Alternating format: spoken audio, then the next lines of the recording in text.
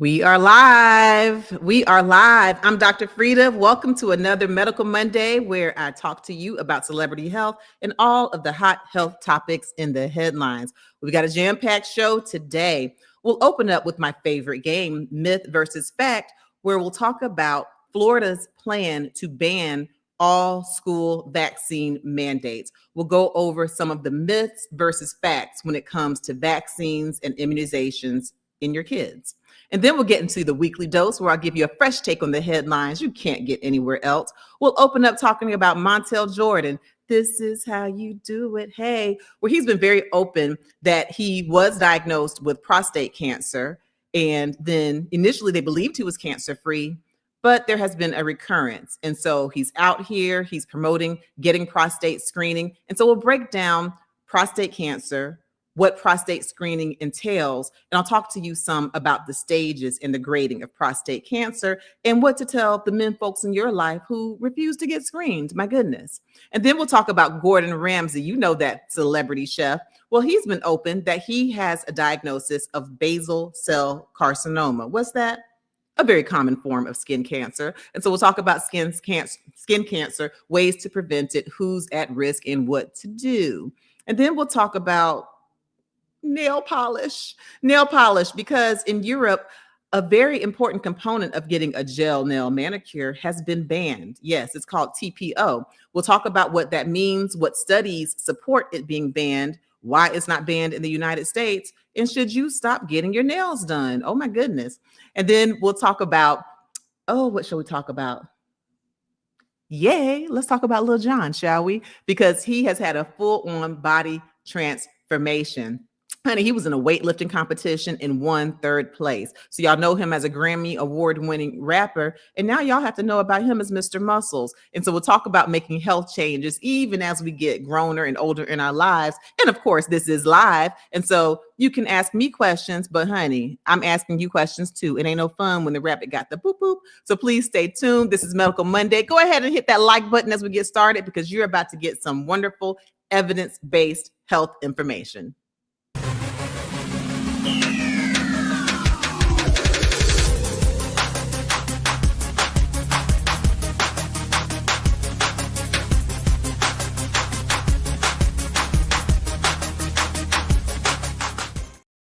Hey, it's Medical Monday. I'm Dr. Frita. Let's go ahead and get this thing started. You know I'm not doing it alone. To my co-host and my office manager, Shador, please come to the front of the stage. How you doing, Miss Shador? Good, Dr. Frita. How are you? How's everyone? Doing pretty well. Had did we have a good weekend? Oh yeah, we had a basketball-filled weekend where, of course, my kids play. But then I got a chance to see my little cousin, my first cousin's child, Jade Robinson. Y'all, my maiden name is McCrae. Jade Robinson, who played for South Carolina against Kennesaw State. Got a chance to see her in action. She's a freshman out there. Just really, really, really proud of her. And the entire team, they just had such good camaraderie. They were athletic, such beautiful girls, seemingly on the inside and out. And so that really just made my weekend getting a chance to support my little cousin. That's so wonderful. Yeah. How would you guys do? Anything busy or you kept it calm and chill for the weekend? Calm and chill. You know, it's my energy. That's your energy. My kids say I'm OD, overdone. They don't tell me, but that's all right. But let me tell you, Shador, some of these hot topics for today are a bit overdone, but in a good way for us in general, because it's going to bring up some really good learning points. And as always, I really appreciate the celebrities who come out and share their health. They don't have to do it. They can definitely be private. But when they share, I really do believe that it makes us more aware as people, and it gives me the opportunity to do some sharing and some teaching about health. So let's talk about health. Let's get started talking about what happened in Florida. Okay, so the Florida Surgeon General, Dr. Ladapo, came out and announced that Florida will be banning all school vaccine mandates, all of them, not just the C-19 vaccine, not just this one or that one, all of them. He made that announcement and he was standing right there next to Florida's governor, DeSantis. Okay, so they, as a unit, presented this, but he's been catching fire. And as you know, and listen, for those of you who are new to me, I am Dr. Frita. And yes, I'm here on this YouTube channel where we are almost at 900,000 subscribers, but I also do a lot of media medicine. Okay, and just for those of you who are new to me, for you to know, I am board certified in nephrology, meaning I'm a kidney doctor and a high blood pressure doctor. I've also been board certified in internal medicine, pediatrics, and obesity medicine. And so I was asked this past week to do a lot of media appearances. I was on the News Nation, the national network, that News Nation show with an interview about the Florida ban and about RFK Jr. and his sentencing. And then I was on the Don Lemon show a couple of times. I'm really excited about that as well, really breaking down what's going on with the Florida ban and school mandates. So after you finish this live, make sure you check me out on all social media platforms where I have that content. And right here on the YouTube channel, we have a television appearances playlist where you get a chance to see my appearances from there, plus going back years for all the different media I've done. So for this last week, I was on News Nation and on Don Lemon as a medical expert talking about the Florida ban. But now I'm coming right here to you, good folks, because I realize there are a lot of myths that are out there. And so we'll play this clip of the Florida Surgeon General, and then I'll ask you some questions, myth versus fact, on what's really the truth about school vaccines and children. So let's play that first clip, please, Shador. The Florida Department of Health, in partnership with the governor, is going to be working to end all vaccine mandates in Florida law. All of them. All of them. Every last one of them is wrong and drips with disdain and slavery. Who am I as a government or anyone else, or who am I as a man standing here now to tell you what you should put in your body? Who am I to tell you what your child should put in your body? I don't have that right. Your body is a gift from God. What you put into your body, is because of your relationship with your body and your God. I don't have that right. Government does not have that right. They want you to believe they have that right. All right, so let's get on into this myth versus fact. Let's open up with myth versus fact statement number 1, please. All righty. When most kids at a school are vaccinated, it protects even those who aren't. When most kids at a school are vaccinated, it protects even the kids who are not vaccinated. Put an M1 if that's a myth, an F1 if that's a fact.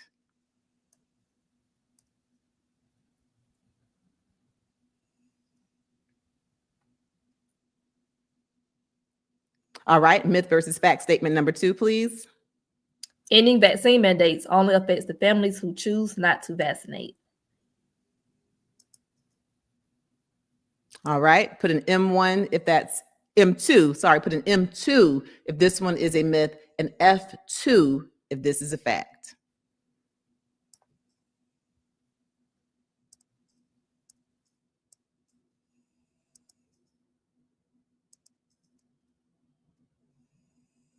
Pencils down, pencils down. All right, Shador, who was the first person in the chat, and do we have any takers? And please go ahead and hit that like button, give us a thumbs up and a share, because I'm telling you, we got a good one for you today. Who was the first one in the chat? First person in the chat today, Purple Onion. Hey, Purple Onion, welcome back. All right. What say ye about these myth versus fact questions? Statement 1, when most kids at a school are vaccinated, it protects even those who aren't. What do we have? So we have Don, says a fact. That's a fact. Okay. Hi, Don. Cool Breeze says a fact. Hi, Cool Breeze. Welcome back. Our member, Miss Elaine, says a myth. Hi, Miss Elaine. Thank you for being a member. Listen, after my media blitz last week, I hopped on and gave y'all a members only video. So make sure you check that out if you haven't already after this video. Okay, now what'd you say, Miss Elaine? She says myth.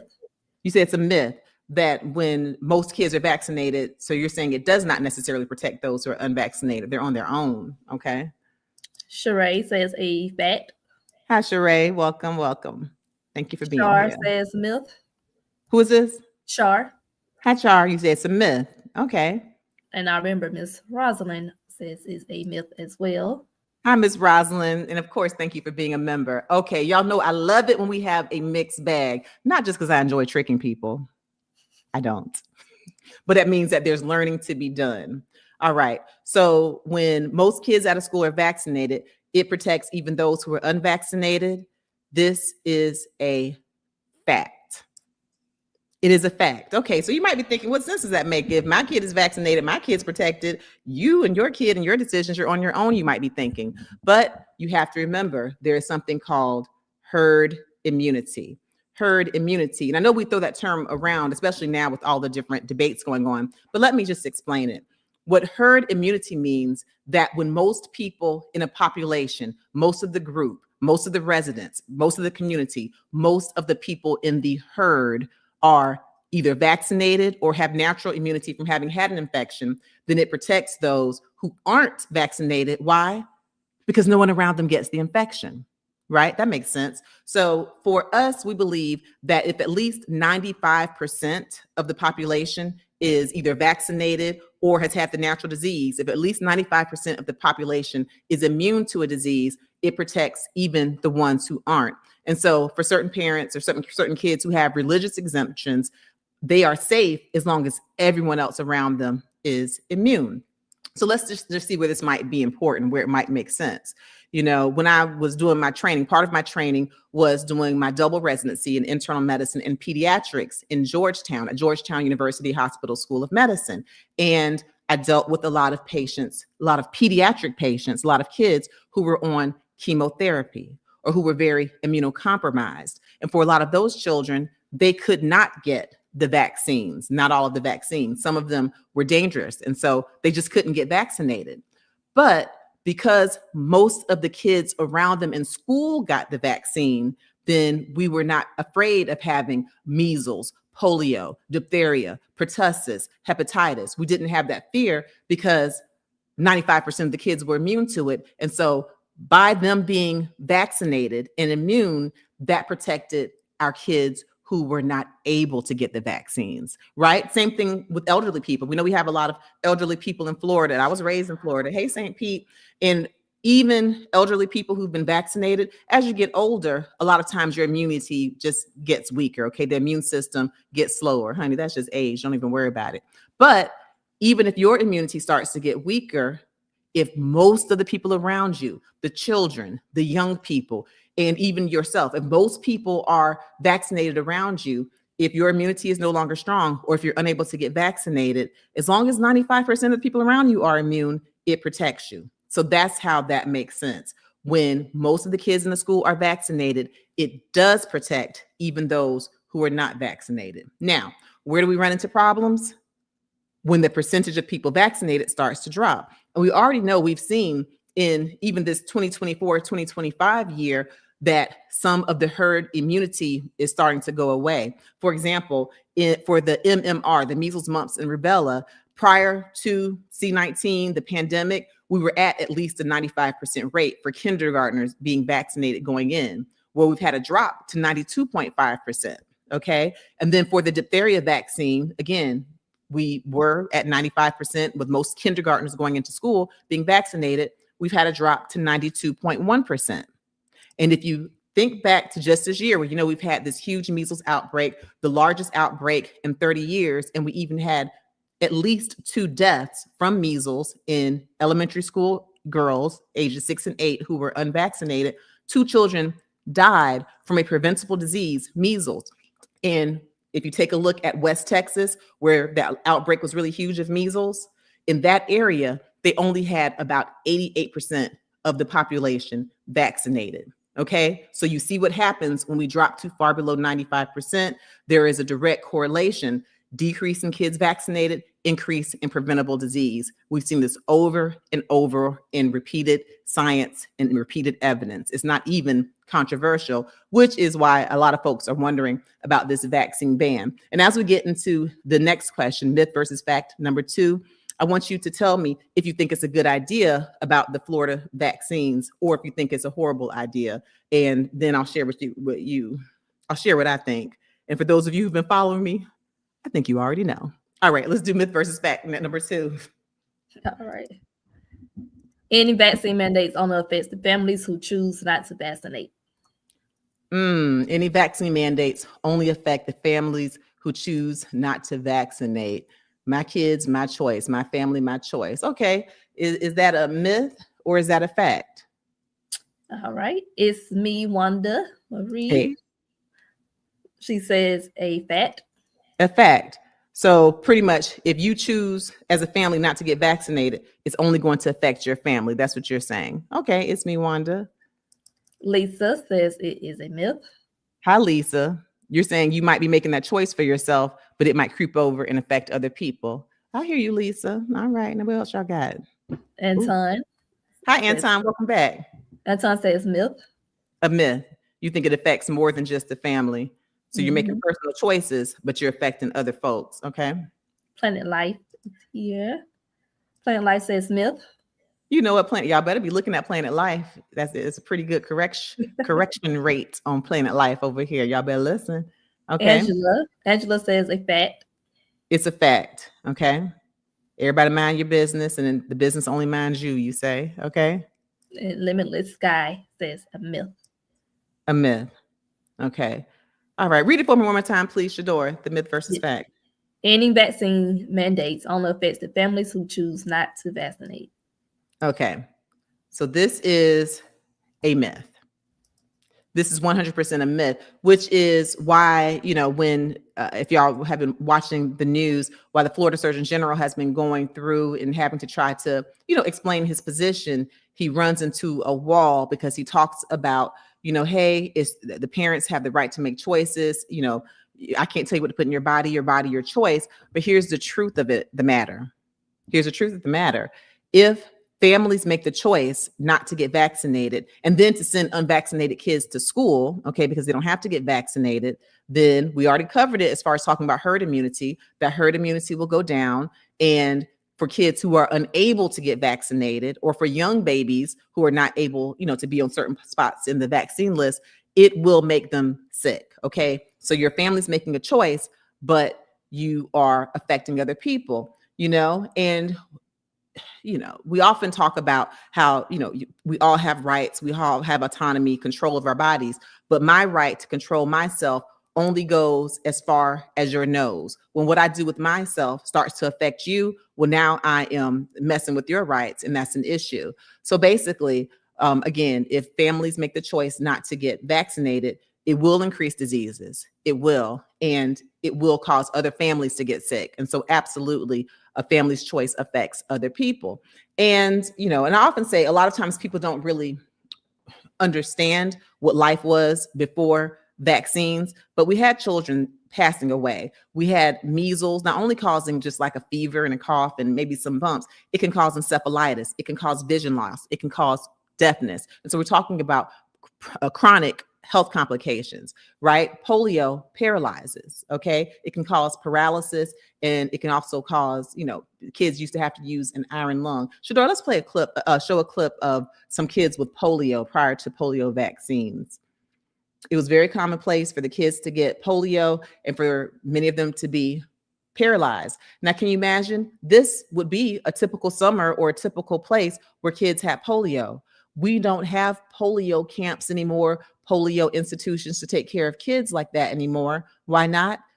Because of the polio vaccine, because it works, because it's safe, because it's effective. And I thought I was going to fall off of my stool this weekend when I heard President Trump giving his opinion about the vaccines, because I heard him talking and I was like, oh boy, here we go. But he actually made a statement that, hey, we know there are a lot of amazing vaccines. He's like, I personally like the polio vaccine. He mentioned that one by name. He's like, some people like the COVID vaccine. He's like, we know that they save lives. We know that they're effective. He's like, and it's not even controversial. He's like, so I think if it's not controversial, if they work, he's like, people ought to get them. Yes, President Trump said that. So we'll see what happens. But also, some kids with polio they'll be paralyzed and not able to breathe well, and they would need the iron lung, which was like their form of a respirator. Here's a kid who was in the iron lung. It was not uncommon, okay, for this to happen prior to the polio vaccine. And again, I talked to my parents about it. My dad was saying that he was actually more afraid of getting polio when he was a kid because he knew of kids who ended up paralyzed or passing away. He said he was even more afraid of getting polio than he was of getting smallpox. And I was like, dang, Daddy, why would you be more afraid of getting polio than smallpox? Because smallpox actually killed most of the kids who got infected with it. And he said that's exactly why. He knew that if he got smallpox, he'd be out of here. But polio, he might be paralyzed on the iron lung. Let's show a clip of or just have a photo of one of the kids with smallpox. Yeah. Smallpox is something that's been eradicated here. So thankfully, anyone listening to the sound of my voice, you've never seen a kid who looks like this. But smallpox used to kill almost all of the kids it infected. Okay. And so it starts off here, not having school mandates, but our borders are not closed. Who knows what far away places where people might still have certain infections that we think have been eradicated, but they might not just be on our timeline or on our advanced technology of sharing disease information. If folks with diseases that we thought we've eradicated come here and we're no longer having school mandates, well, we can see those days again. Okay, so that is that. And so let me see if any of you put any of your opinions on, and then I'll give you just a little short clip of me on the Don Lemon Show. Y'all make sure that you go and register, that you subscribe to the Don Lemon Show. It's really great. He's independent and he gives really fact-based information. I've enjoyed being on him. So make sure you give him a subscribe and let him know Dr. Frita sent you. Okay, did anyone make any comments? And then we'll play my clip. Power Ranger. Power Ranger. Power Ranger says best choose not to. It's his opinion or their opinion. Wait, I don't understand the answer. It's best to choose not to. We're asking their opinion on the vaccines. Yeah. So I was asking, the question was, what do you think about the government making there not be a school mandate? So that's not exactly answering my question, but I guess that means that you think it's best to choose not to do vaccines. Okay. But I will also say this. People who don't want vaccines can currently still get exemptions. So if you really feel strongly about not getting a vaccine, you can get a religious exemption. So it's not like all people are held. All right. But yeah, I definitely disagree with you based on the fact that vaccines save lives and stop communicable diseases. Who else? Well, no other comments on about the government. All right. So let's just go ahead. Let's play my clip with Don Lemon and then we'll get into the weekly dose. Y'all, please go ahead and give us a like, because agree or not agree, we give you evidence-based information, food for thought, and information to arm yourself and to share. A lot of people go to Florida. A lot of people head to Disney. They head to the beach or whatever, and they're going to be around a lot of unvaccinated people. And it's not going to be contained. Diseases don't respect borders or state lines or immigration or customs. Yeah, diseases are disrespectful. And I've heard some people, if you can believe it, have been saying, well, anyone who doesn't like what Florida's doing can move out, as if, all of the infections are just going to stop at the border. The big deal about what's going on with Florida with them planning to ban school vaccines, you already mentioned it. Everyone goes to Orlando or they go to Disney World, they go to Miami-Dade, and they're going to be taking more than just their tourism dollars. They're going to be taking measles, polio, diphtheria. And who else goes to Florida? Elderly people go to Florida to retire. And as you get older, oftentimes, even if you are vaccinated, your immunity wanes. So now we have the elderly population, the same people who are voting that current leadership in, they're going to be the ones who are susceptible.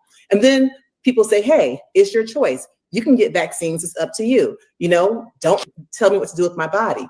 And honestly, people do have the right to ruin their own lives. But when it comes to vaccines, it is literally a public health issue. Many vaccines don't start until babies are older, for example, 2 months, 6 months. For the measles vaccine, you can't get it till you're 1. The only reason that little babies are protected is because typically everyone around them is immune, right? All right. So to watch that full clip, you can visit me on all social media platforms at Dr.Frita. And so be it IG, Facebook, TikTok, you don't stop, LinkedIn, we're all over. And then to watch the full time, I was on, for over 40 minutes. I was on with Don Lemon talking about various issues. So you can certainly go to his channel, The Don Lemon Show. Also, you can check out my playlist, television appearances, to get the full. It's a very good conversation that we have. And we go through the RFK Jr. hearing. And, I'm always keeping it evidence-based, but, I got my own personality too. And Don definitely has his personality. So it's entertaining, but more importantly, it's educational. So yeah, make sure you check that out. That's All right. Dr. Frita Debbie. Hi, Debbie. Debbie says, Dr. Frita, love when you were on the Done Lemon Show. Had to join you on your own channel. You are awesome. Thank you. Oh my gosh, thank you. I appreciate you for coming over. Well, spread the word, because look, we have a full hour every single Monday, noon Eastern Standard Time. We're talking celebrity health, hot headlines in the news, and we always take it back to the evidence and I explain things in a way that's easy to understand.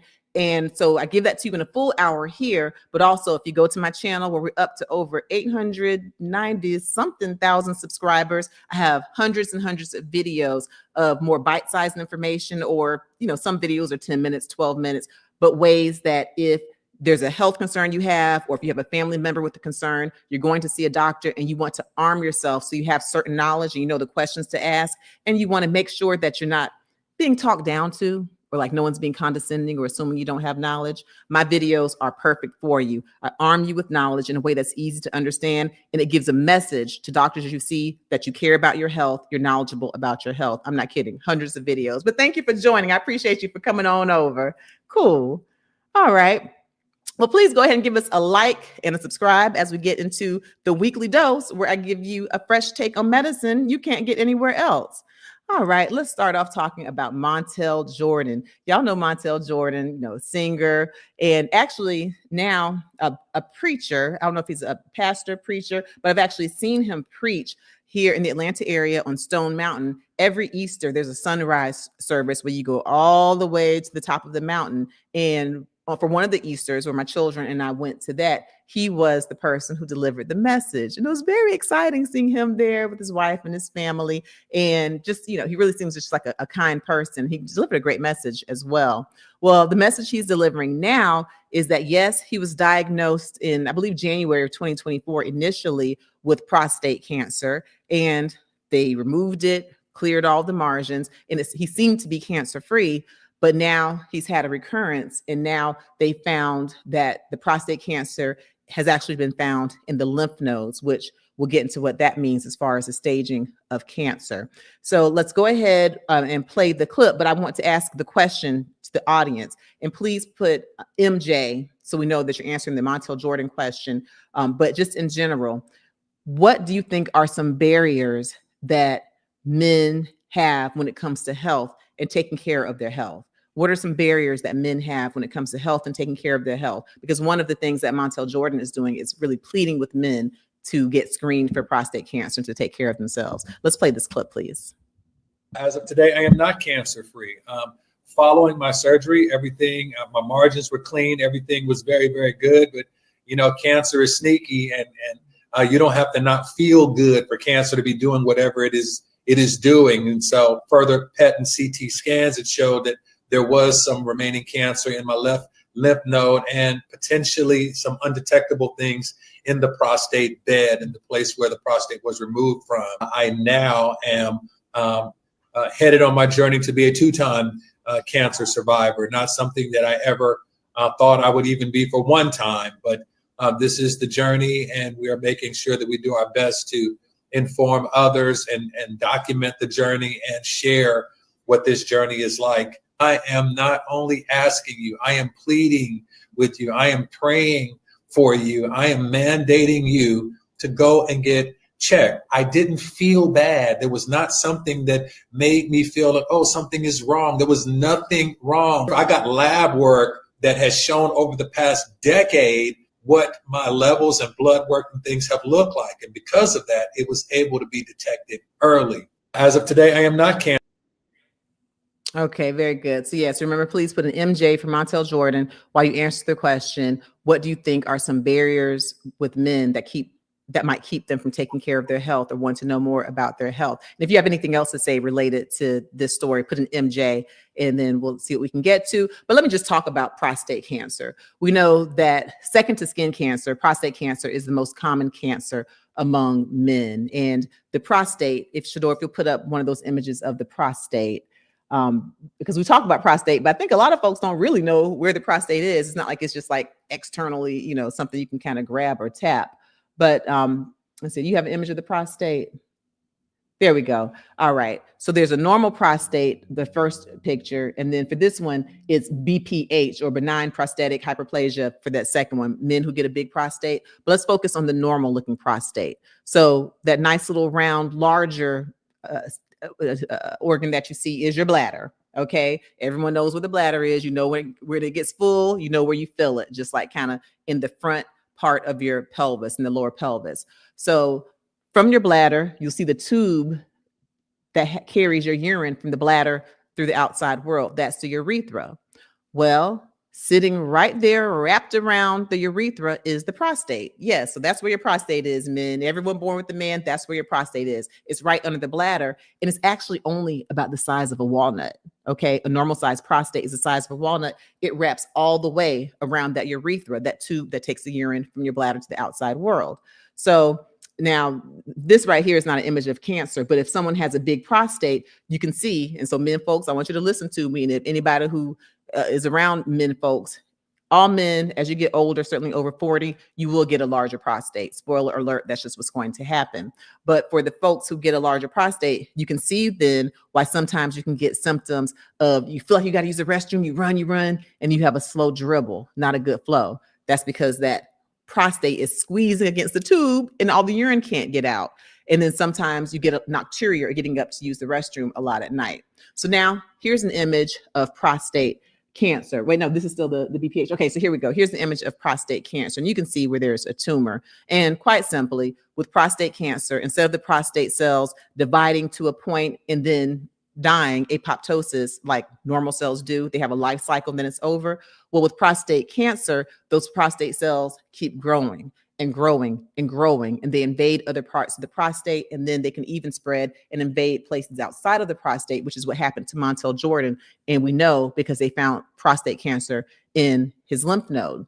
So with prostate cancer, you can also get symptoms if it gets big and it pushes against that urethra. You can have some urinary urgency, urinary frequency. You feel like gotta go right now, and you're not really ready to empty. You might have a weak or dribbling urine flow, and you might even get blood in the urine and blood during intimate activities. Okay, blood in the semen. Okay, pay attention to that. It could be one of the signs of prostate cancer. And if the prostate cancer spreads and it spreads to bones, you might get hip pain, back pain, things of that nature. Okay. But here's the really important information I want to share.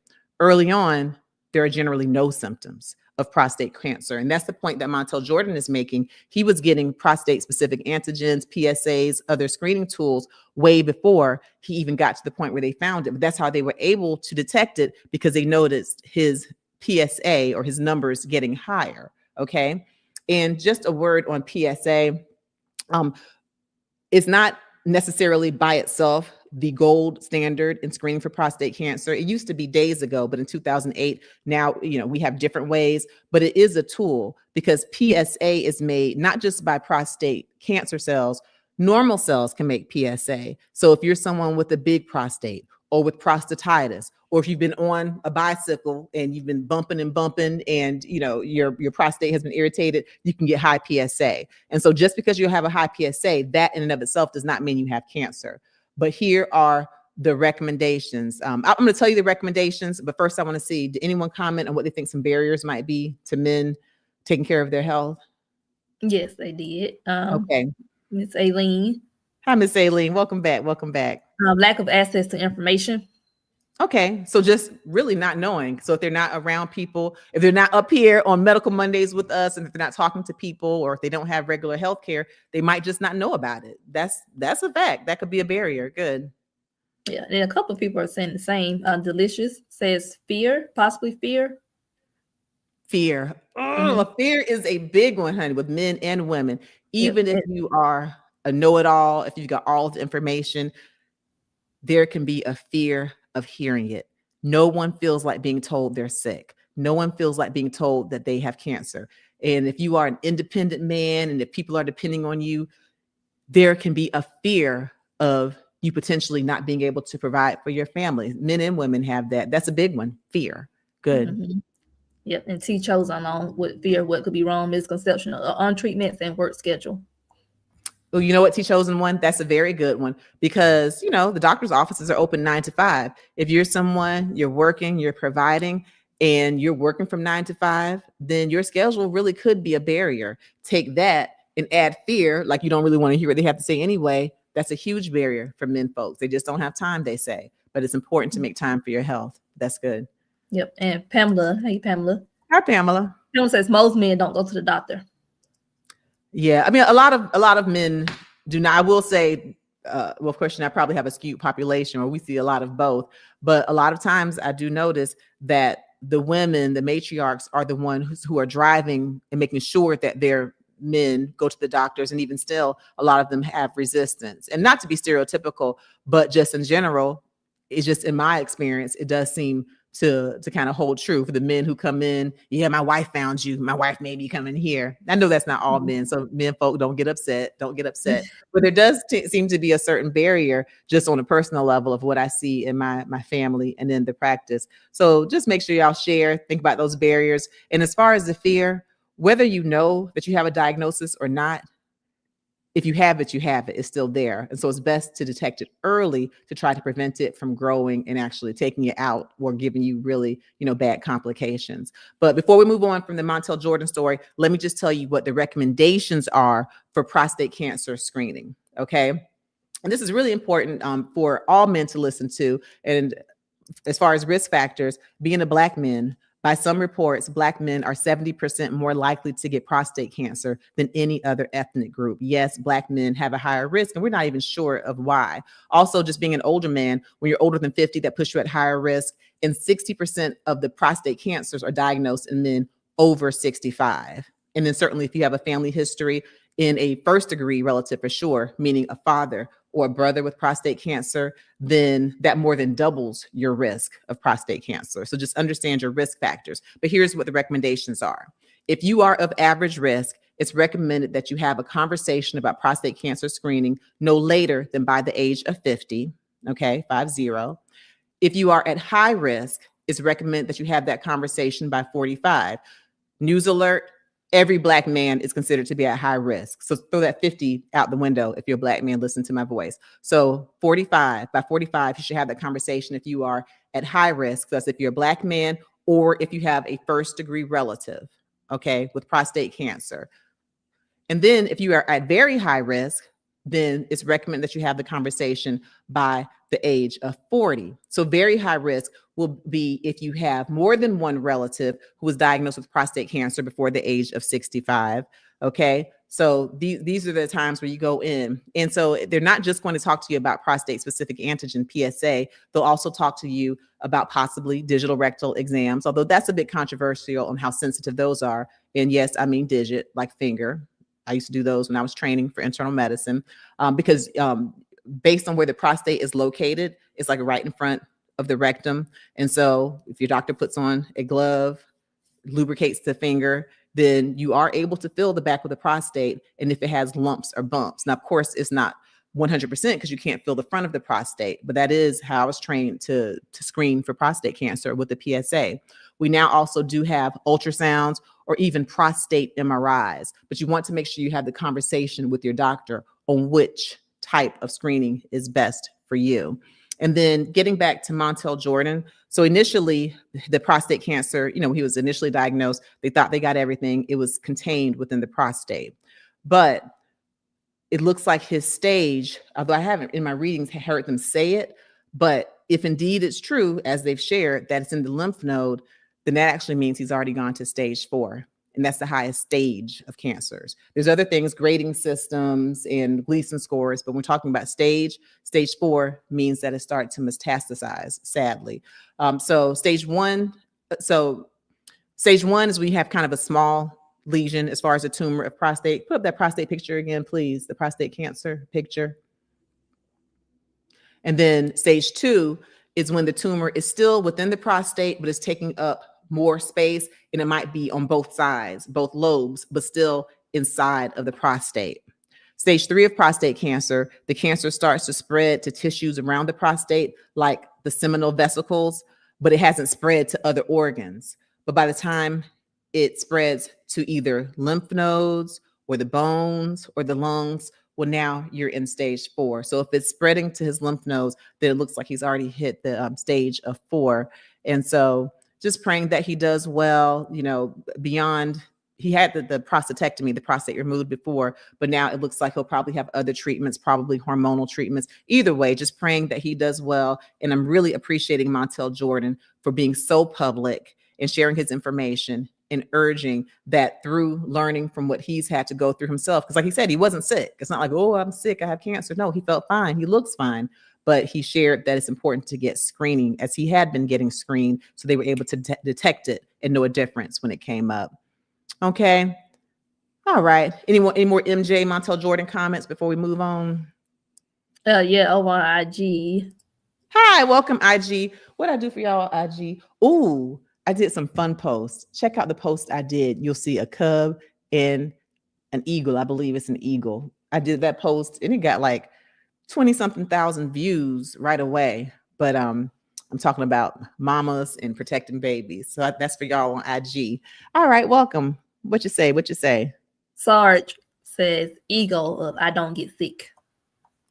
I don't get sick? Yeah, or ego. Why men don't? Oh, ego. Okay, so I don't need to go to the doctor. I feel fine. I don't need to go. That's a good one, because I'll tell you, in Shador, you see it right here in my practice where I take care of kidney patients. A lot of patients come in and they're shocked when I tell them they have CKD, chronic kidney disease, because the most common symptom is no symptom. Okay. And so that's why it's important to go and get preventive care, because even though you don't get sick, you don't feel sick, you might not be getting colds and the flu and fevers, but your body could still be having a chronic illness if you're not seeing your doctor. But that's a good one. Ego. I'm young, I'm strong. If someone tells you that you have high blood pressure or cancer or diabetes, then you have to face a certain vulnerability that you're human and you're not this perfectly strong, masculine, macho being, if that's what's in your head. So that's a good one. Ego. Yeah. Thank you. Yeah, that was a good one. Yep. And come on, class. Oh, fun bit on IG also says maybe pride. Pride. Yeah.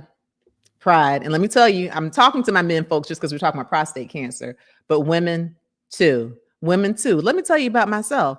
I sit up here spouting medical information, being the self-proclaimed know-it-all, do this, do that, don't do this. But I'm a human also. So when I go to the doctor, Shador knows, because I'd be complaining. I'd be like, how many patients we got? Do I need to cancel my doctor's appointment? I'd be just like, oh, there's a certain vulnerability. And being a doctor who could still potentially have the same issues that everyone else, there is something probably more fear than anything, or if you have something that's based on lifestyle, eating too much food, too much ultra processed foods, there's a certain pride or even a shame sometimes among doctors who are human and get the same things that everyone else gets. So I'm talking about men folks, but I know this applies to women also, especially super women, because sometimes you can do everything right, diet, exercise, blah, blah, blah. But then sometimes, you're not perfect. You're not exercising every day. Your weight might go up. And even though you're doing, or you might really, really be trying to lose weight, but just as you get growner and your metabolism gets slower, you might not be at your healthiest weight. And there might be some like pride issue or shame in men and women. But it's important that we have these discussions and face them, because everybody's feeling the same way. A lot of us are feeling the same way. So bottom line, prioritize your health, get checked, do your best to put fear and pride aside and take care of yourself. Because especially if you're someone who takes care of other people, if you don't take care of yourself, you won't be here to take care of other people. So don't pride, go take care of yourself. I'm talking to y'all, but I'm talking to me, but I'm talking to y'all, but I'm talking to me. All right, let's move on to the next thing. All right, Dr. Frita, before you jump in, shout out to our members, Miss Andrea.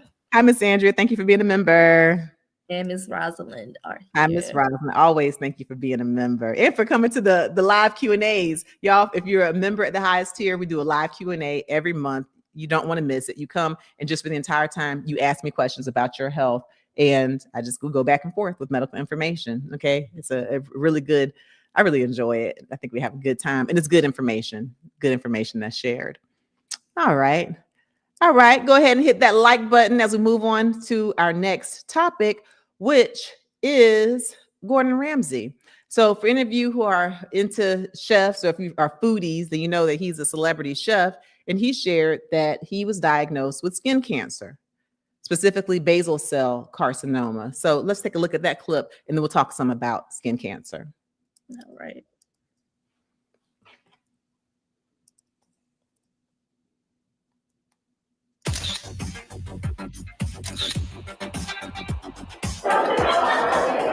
Gordon Ramsay reveals he underwent skin cancer surgery while also sending a warning to his fans. Yeah, this is raw.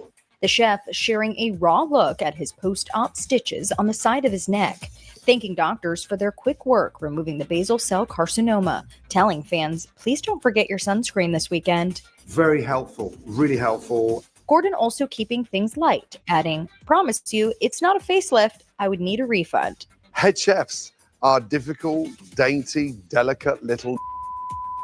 It's not the first time the 58-year-old has used his own health as a warning to others. Gordon shared an important message in June 2024 while revealing this gnarly injury from a motorcycle crash. It really shook me. And honestly, I'm lucky to be here. You've got to wear a helmet. I don't care how short the journey is. Even with the kids, a short journey, they've got to wear a helmet. Now, I'm lucky to be standing here. I'm in pain. It's been a brutal week, and I'm sort of getting through it. I don't like playing it safe, as you know.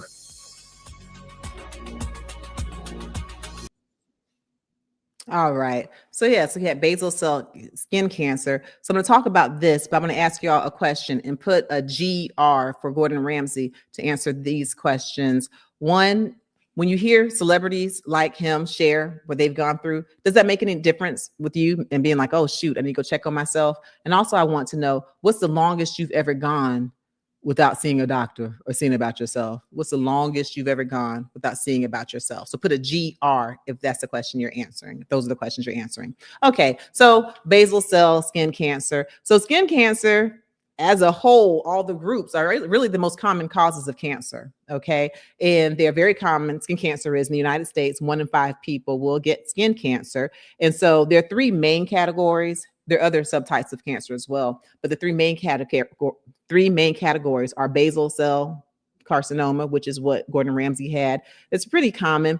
And so your basal cells are in the epidermis, like the outer layer of your skin, and they help to make new skin cells. So in a normal scenario, the basal cells are making skin cells. As they get closer to the surface, the older skin cells die, and there you have it. But with basal cell cancer, they just keep multiplying. And so then you get the basal cell carcinoma. And what it looks like for whiter skin, it looks like kind of a shiny white little papule, like a shiny white bump. So you can easily ignore it, right? And you'll be like, oh, just a bump on my skin. But you have to pay attention, because if you have some kind of a lesion like that that's sticking around, it could be cancer. Usually in sun exposed areas like the head and neck, the face, the neck, things of that nature. And on darker skin, on black skin or on brown skin, instead of being pale or pearly, it might look hyperpigmented. It might look like a blackish or very dark brown lesion. So just pay attention to that. Fortunately, they tend to be slow growing, and when caught early, they can be removed. But in rare scenarios, they can spread. I mean, it is cancer, and so it's something to pay attention to. So then the other one is squamous cell carcinoma, and that's again on the outer layer. And then we've talked about the deadliest one, the deadliest skin cancer, and that's melanoma. That's when you have cancer of the pigment producing cells, or the melanocytes. And that one really has, a higher chance of spreading and a greater chance of you passing away if that sits. Just remember that A, B, C, D, E that we talk about when trying to see if something is skin cancer. A, B, C, D, E. If it has asymmetry, like especially if you're talking about like the dark moles of melanoma. So if it has asymmetry, meaning it's not equal and symmetric on both sides, then be looking, it could be cancer. If the borders are not nice and smooth, then it could be cancer, like irregular borders. Basal cell cancer sometimes has smooth borders. So that one, you just have to really pay attention and get skin checked by your doctor or your dermatologist physician. And so that's A, that's B for the borders. C, color. If you get different changes, and this is really more talking about melanoma especially, but some black spots, blue spots, red spots, black, red, blue, red, just if the color is not uniform, honey, it could be a melanoma. So that's A, B, C, D, the diameter. If it gets bigger, like than a typical pencil eraser, or the lesion is larger than 6 millimeters and growing. And then E, if it's evolving, ever changing, if it's a changing mole or lesion, it could be cancer. So remember A, B, C, D, E when it comes to cancer. And it's recommended that people get their skin checked by their doctors every year. And I don't mean just a little glance, a little once over. I'm talking about from the rooter to the tutor, including between your legs, between your buttocks, in your armpits, all of your skin. And risk factors, of course, the less melanin you have, the higher you are at risk for getting the cancers, the skin cancer, because most skin cancers we think are related to high UV light exposure, okay, like light, sunlight. You can also, if you're in a tanning bed, if you please, y'all stop doing tanning beds. If you do a tanning bed to get your tan, that can increase your risk for skin cancer. It's recommended that if you want that soul glow and you were not born with the melanin, then do something like a spray tan. I can't tell y'all a whole lot about that personally, but that's the recommendation. Okay, doing a spray tan or coming up with a different way other than that. And then trying to avoid being out in the sunlight during the hottest hours. So between 10 a.m. and 4 p.m., try to avoid being in a lot of sun. And we've talked about it here before, but Black people can get skin cancer too. When we talk about the melanomas that are more common in Black people, the acrolentiginous, those tend to be in places that are not sun exposed, like under your feet or in the palms. Either way, pay attention to your body, all of your skin, get your skin checked. And if you see a lesion, check it out and do like Gordon Ramsay. All right. Did anyone comment on if when celebrities share, does that help them to kind of be like, oh, shoot, let me go check myself? And did anyone comment on the longest they've gone without seeing about themselves? Not the longest, but a couple people did comment. So Limitless Sky says, yes, hearing the stories of famous people has made an impact in terms of more awareness. Good. Thank you. And that's good to hear, because that's a huge reason, the reason why I frame these Medical Mondays around celebrity health and health in the headlines. I think that when celebrities come out and share and they're like, hey, we're human too, this is going on with us, no matter how much money or fame you have, I think it is a trigger to be like, oh, let me go get checked. So I'm glad that you reinforced that thought. I appreciate you. Thank you. Mm-hmm. Sweet Quiet Storm. Ooh, that's a good name. Hey, Sweet Quiet Storm. Sweet Quiet Storm says, yes, usually yearly checkups since COVID, over a dozen or more visits a year. That's good. And so that answers, I'll tell the answer to my question. The longest I ever went was during the lockdown. Okay. Because mammogram is one thing that every single year, like clockwork, I get my mammogram, but I pushed it out some months because I was like, it wasn't even just me. The people who were actually at the mammogram center were delaying appointments as well. Mm-hmm. So that would be the longest for me during that time. But other than that, I fuss and I complain, but Lord, I try to get on in there, take care of myself. And I recommend that y'all do the same. Anyone else before we move to the next? Mm-hmm. Couple. Angela says, celebrities transparency absolutely makes a difference. Thank you, Dr. Frita. Good. Thank you. Yeah. And people like, I know when Serena Williams shared that she actually faced maternal issues, like what could have ended up being maternal mortality when she felt like her symptoms were ignored, and she ended up with blood clots, and then Venus Williams also coming out sharing her struggle with fibroids and bleeding, and she felt like she wasn't heard, she wasn't, that she was ignored. So when these big, powerful, well-known folks come and say, hey, I got these things too, I'm just like you, celebrities, we're just like you, it is actually helpful. And, and hopefully the medical community as a whole will hear that and do a better job at making sure that, folks' symptoms are not ignored. So good. Thank you. All right. And T. Chosen, last one. T. Chosen says, reminder that anyone can become ill, yearly checkups or as needed, even during COVID with a mask. And celebrity announcements do bring more awareness to issues which can impact support or funding a cause. Very well said, T. Chosen one. Very well said. Yeah. Yep. And you're right. Because then by the time I did start creeping back, I would have on my mask. And normally, surprise, I'm one of those people who's a talker. Child, when the outbreaks are here, I'll be sitting here nice and quiet with my KN95. All right. Good deal. All right. Go ahead. Make sure you click that like, share, subscribe as we move to our next topic, because now we are talking about TPO. Did y'all know that getting your nails done could potentially be an issue. Well, now we know that the European Union has banned a product called TPO, which is not necessarily the gel polish itself, but it's what's put on top of gel. And it's a photo initiator to help make the gel polish harder, faster, and to last longer. Okay. So not necessarily the gel nail polish itself, but what's in the hardener, that top coat, and then you put it under that UV light. So let's play this clip and then let's talk about what's going on. This morning, a European ban on a chemical in a very popular beauty product. TPO, or trimethylbenzyl diphenylphosphine oxide, is a component in many types of gel nail polish that helps it to harden when exposed to UV light. This is a key step in making this type of manicure more durable. But regulators in the EU say TPO poses a theoretical safety concern. To my knowledge, there have not been controlled trials in humans, but due to the concern in animal studies, this is what inspired the caution. The EU ban on the component already in effect. The UK has said they will ban TPO starting in 2026. TPO and polishes that contain the substance are not banned in the US.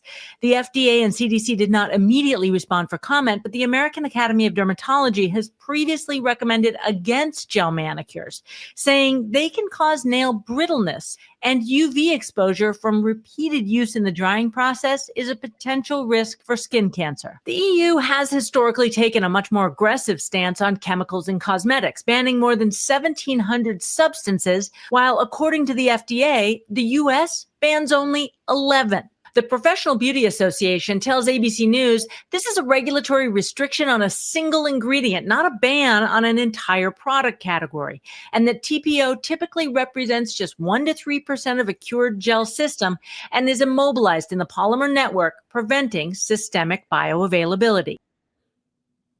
All right. Oh my goodness.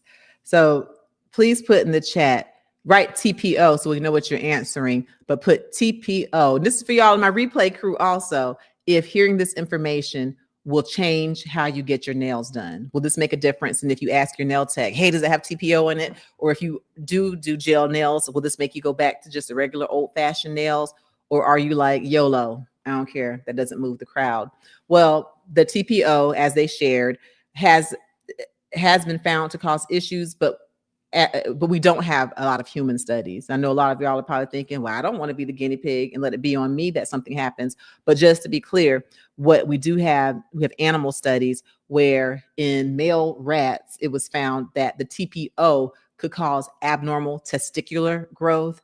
And so then that has been translated to, hey, if it can happen to those mammals, could it happen to humans? And just because there is that possibility out there, despite us not having had human studies, that's why you've gotten the ban. And yes, Europe does tend to be more aggressive.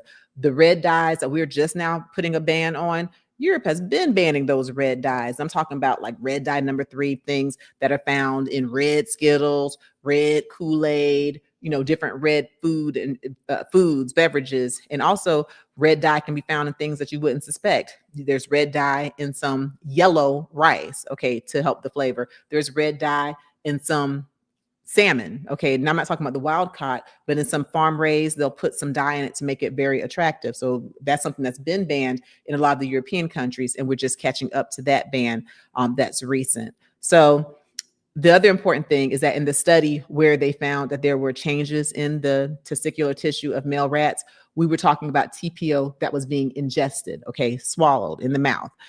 When ladies get their nails done, hopefully they're not eating the TPO polish. That's just to put it in perspective.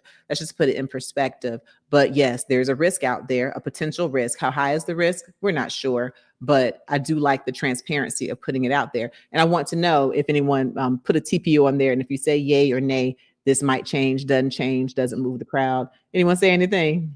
Yeah, Miss Aileen.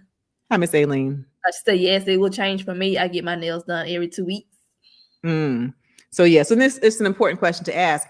And probably your nail techs or the owners of the salon, even if they didn't know before, with this news being so hot, they'll know now and be able to tell you what has TPO and what doesn't, because there are options other than TPO. And again, it's not all gel nail polish, it's mostly that top coat, but yes, ask the question and see what the options are. And if you do need to go back to old-fashioned getting your nails done with just old-fashioned paint, doesn't last as long, but boy, it's not worth any potential risks, I do believe. Okay, anyone else? Yep. Tina, hello. Hi, Tina, welcome. Tina says absolutely will make a difference and we'll do a different process just thinking it through. Very good. Okay, so that's good to know, because what I do here is I provide you with the information, and then you take that and then you use it to make your own decisions for yourself, for your loved ones, and share it, please. Just like I want y'all to share this video to other folks so they can become informed as well. Thank you. Good. Absolutely. Sweet Quiet Storm says, I don't like the nail salon process of filing the nail bed. I'll get regular manicure or skip them and do it myself like I have before when my nails were damaged. Very good point. And you know, it's amazing how much you learn what you can do yourself. And you might have already been doing things yourself, but for me, it took the lockdown for me to remember the things I could do for myself, figuring out ways to do your own hair. And for us, my daughter, my oldest daughter, who's now at FAMU, yay, FAMU in the marching band, hey Amara, she was doing hair, doing braids, doing faux locks. And I'm talking about like I had a whole community in my house during the lockdown. I did. It was my 3 kids, of course, me, my sister, my 2 nephews, my niece's 2 pit bulls. And so we had a whole community here. And Amara and Dominique, my niece and my daughter, would be the ones on hair duty. Honey, there was some good looking hair, all kind of braids going on. Amara was doing nails. She kept my nails done during the lockdown. And so while, of course, that was a dreadful time where we lost over 1 million Americans, it was also a time when you're trying to put a silver lining on things. My silver lining would be that I don't think there's any time and place where all of us would have been together, forced to fellowship and forced to kind of learn things that we know how to do for ourselves. All right. Good. Yep. And then over on IG, hey, IG. Angela says yes, and they do the toes that way too. So that's true. Toes be under those UV lights. Yep. Oh gosh, just one more thing. Yeah, but it's important to know. And so I appreciate that the story has come out. All right.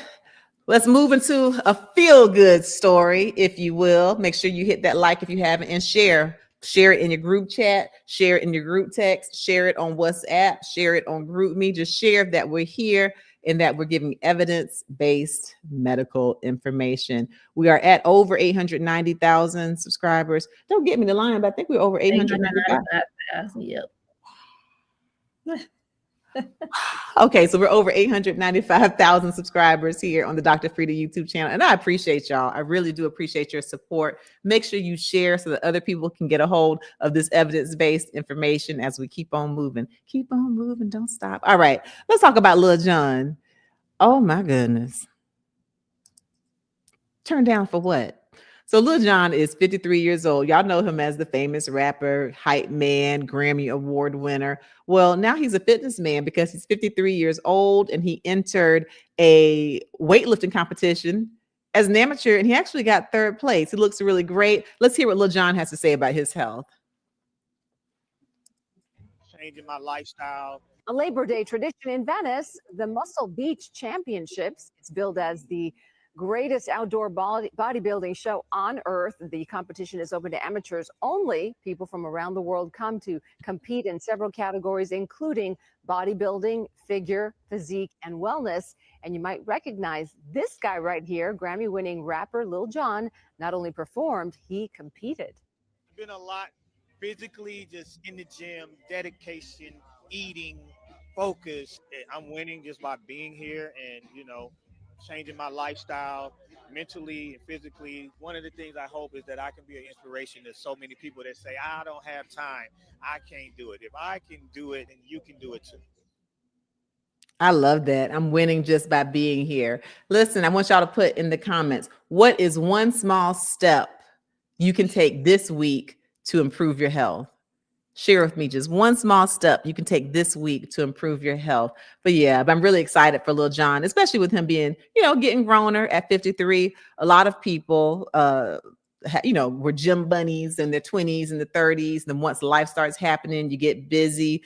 it gets harder necessarily, to lose weight or to get that muscle mass. A lot of people just settling into getting dad bods or mom bods. And you're just like, honey, that's just the way it is. But of course, it's not just about vanity. It's not just about appearance. Although he looks really, really good. We know that when you do the weightlifting, when you exercise, when you eat healthy foods, when you drink lots of water, that can help to decrease your risk for heart disease, for strokes, for kidney disease, for all kinds of ailments. And so it just helps you to be healthy, to not only live longer, but to have a good quality of life. So I'm really excited that he's used this platform.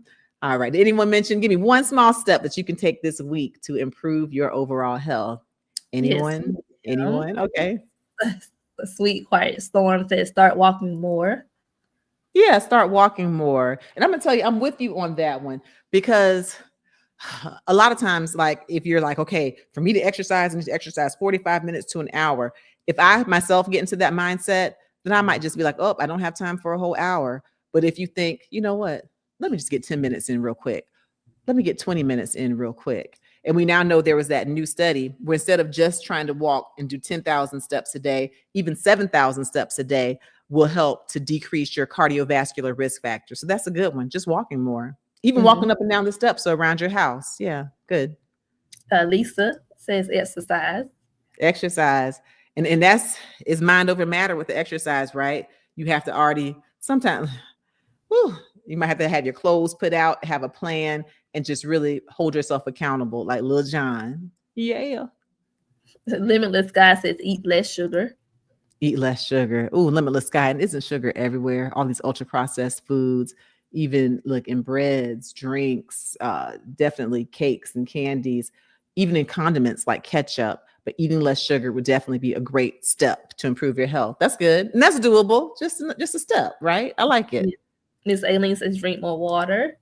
Drink more water, Miss Aileen, you already know. And for those of you who really want to get into what the benefits of water are, check out my video right here on this YouTube channel. After you finish watching this live, I have a video, benefits of drinking water. And I talk about kidney health. I talk about the processes of filtering water, alkaline water, what it means to drink alkaline water, what it means to be acidic. I go into those details, but drink more water. Okay, good.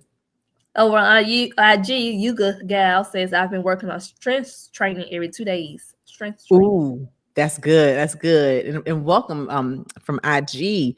So yeah, strength training is good. We know that when you strength train, building those muscles helps to build fat, helps you to maintain a good, healthy body weight, especially if you're dealing with also the core. That can help you kind of get that stomach pulled in to have a nice lean abdomen. It also can help with blood sugar control, believe it or not, increasing your muscle mass. Strength training can help to decrease osteoporosis. And so especially for women who are moving into perimenopause, menopause, being postmenopausal, the strength training can help prevent weak bones or osteopenia or osteoporosis. And so there's just lots of benefits for strength training. So that's good. I'm proud of you. Good. Miss Tina. Hi, Miss Tina. Get my blood pressure under control by following some of your videos and suggestions. You better say it again. Listen, high blood pressure is one of the highest risk factors for not being alive or for not having a good quality of life. So yes, check out my book, Under Pressure, a guide to controlling high blood pressure. You can click the link here or go to my one-stop shop, drfrita.com. And I have the book there for you. And I have countless free videos right here on the YouTube channel. How to lower blood pressure naturally. Top 10 exercises to lower your blood pressure naturally. Foods to avoid if you have high blood pressure. Low sodium foods to eat if you have high blood pressure. 21 high potassium foods to lower blood pressure naturally. If you go in the search bar of YouTube and put Dr. Frita high blood pressure, Dr. Frita hypertension, honey, it will help you to manage your blood pressure naturally, and understanding that I also do, and your doctor might prescribe medicines when necessary. So you want to practice in an integrative term, in an integrative fashion, but always doing the lifestyle in addition to medicines, if your doctor recommends it, will help to get the blood pressure down. Because do you know that almost half of the adults in the United States have high blood pressure, yet only 1 out of every 4 actually has it under control? Mm-hmm. That's a wreck. That's a wreck. So that's good. I'm glad you said high blood pressure. Good. All right. Last but not least, Miss Jocelyn. Hi, Miss Jocelyn. Eat natural from fruits and vegetables, not processed sugar. You got it. Trying to dodge these ultra processed foods. And it's so hard because even some things that are labeled as healthy, like you might see veggie chips, but if they are full of salt and preservatives and in the middle of the store, as opposed to being on the edges of the store where the refrigeration is necessary, that might be processed. Okay. So it's important you're doing it. So kudos to you. More fruits, more vegetables. Very good. All right. Well, we had great participation. So thank you to all of my med heads for joining. Thank you to all of my members as well. Folks from IG, Facebook, of course, my replay crew. You know, I definitely appreciate you. Make sure you, IG, there's something else I did for y'all. I did a video on a juice, an anti-inflammatory juice. So check out that video. And what do I have in there? And I got the recipe from Nama, and that's my favorite juicer that I'm using. And so if you go to my website, drfrita.com, or click the link in bio over there on IG, you can get a discount code for my favorite things. And I use the Nama J2 cold press juicer. But for this juice, I had celery in there, a pineapple, including using the core of the pineapple, because that's where most of that anti-inflammatory bromelain is located, in the core of the pineapple. Also some turmeric. And we know that turmeric is an excellent antioxidant, anti-inflammatory, good for muscle soreness, good to reduce arthritis pain. Got lemon in there. You know, it's got vitamin C, citrate. Anyway, I go into details, but make sure you check out this anti-inflammatory juice, the electric recharge juice that I have over there. Yeah.